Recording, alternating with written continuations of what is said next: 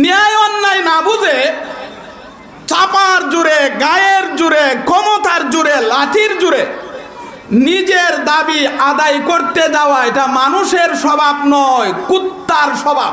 কিয়ামতের ছোট ছোট আলামতগুলির মধ্যে আরেকটা আলামত হলো সমাজে ঝগড়া ফাসাদ, মারামারি, খাটাখাটি, খুন খারাপি বেড়ে যাবে। এই আলামতটা মনে হয় আপনাদের গ্রামে প্রকাশ হইছে না? আছে।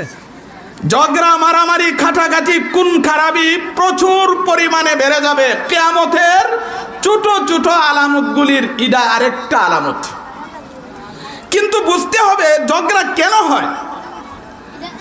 ঝগড়া যত কারণে হয় এর মধ্যে প্রধান কারণ হলো ন্যায় অন্যায় বুঝে না, চাপার জোরে, গায়ের জোরে, ক্ষমতার জোরে, লাঠির জোরে তার দাবি আদায় করতে যায়।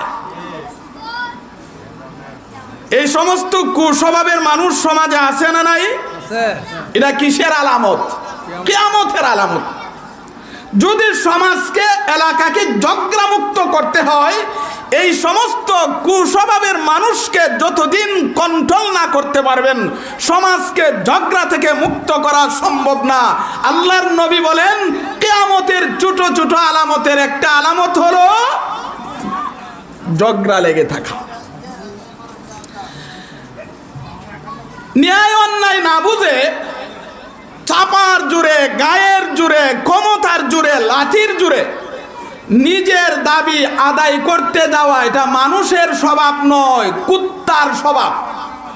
এটা মানুষের স্বভাব না কুত্তার স্বভাব? কুত্তার স্বভাব। কুত্তার নিয়ম কি জানেননি?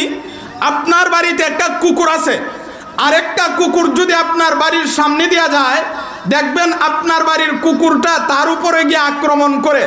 এবার যদি কুকুরকে জিজ্ঞাসা করেন, হে কুকুর তুই এর উপরে আক্রমণ করলে কেন?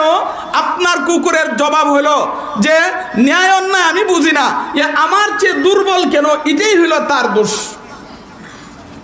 তাহলে দুর্বল ভায়া মানুষের উপরে জুলুম অত্যাচার করা এটা কার স্বভাব? কুত্তার স্বভাব। আল্লাহর নবী, বিশ্ব নবী বলেন কিয়ামতের আগে সমাজের মধ্যে কুত্তা স্বভাবের মানুষ প্রচুর পরিমাণে বেড়ে যাবে। কুত্তা স্বভাবের মানুষ যখন সমাজে হয়ে যাবে তখন সমাজে ঝগড়া ফাসাদ, মারামারি, খাটাখাটি, খুন খারাপি বেড়ে যাবে। এক হাদিসের নবীজি বলেন কিয়ামতের পূর্বে এমন একটি অবস্থা হবে যে মানুষকে খুন করবে সেও জানবে না কোন কারণে খুন করেছে, যাকে খুন করা হলো এও জানবে না তাকে কেন খুন করা হয়েছে।